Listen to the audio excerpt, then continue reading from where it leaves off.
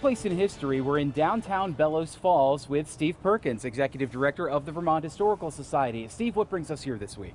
So, Mike, we are here outside, well, what used to be the historic Wyndham Inn in Bellows Falls, but really to talk about its history as the Andrews Inn. Sure. One of these early places in rural Vermont that was really friendly to same-sex couples and kind of became a hub for that community here. And we're going to talk to HB Lozito, who is Executive Director of Out in the Open, who has some information on the inn, but also a really interesting oral history project. Yeah, the Andrews Inn was a disco and a hotel and a bar, but also a co-counseling site and a community center for LGBTQ people, but also for straight community members. Really was a gathering place for everyone in the community to come together, both folks who were local to Bellows Falls, as well as people who were traveling from Montreal, New York City, Boston. In the 70s and 80s, even in major urban areas, you would have had to look long and hard to find something like that.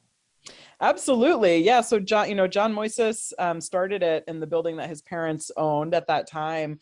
And he was from Bellows Falls, really right after Stonewall. Andrews Inn was founded in 1973, and the uprisings at the Stonewall Inn in New York had just happened a few years prior. A lot of folks in these more rural areas where we live were really looking for those kinds of gathering places where they could explore their own identity and experience and be together with other people. And Andrews Inn was that place. Tom Herman and Jeremy Yost purchased it in 1979, did a number of upgrades to the building, and then ran it successfully until 1984. So a good long run for any kind of business. Within about the last 5 years or so, you personally have had a very important guiding role in getting off the ground an oral history project to document the importance of the Andrews Inn and the myriad ways in which it served people.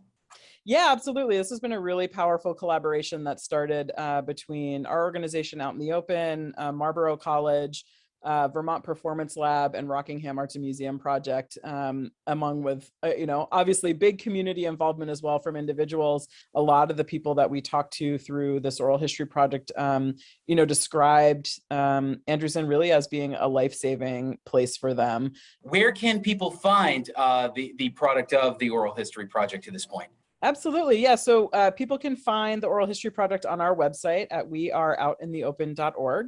John Moises sadly passed away in the summer of 2019, and we rebroadcast my full interview with him as a podcast episode as well. So if folks want to hear an extended interview with John, that's available on our website as well.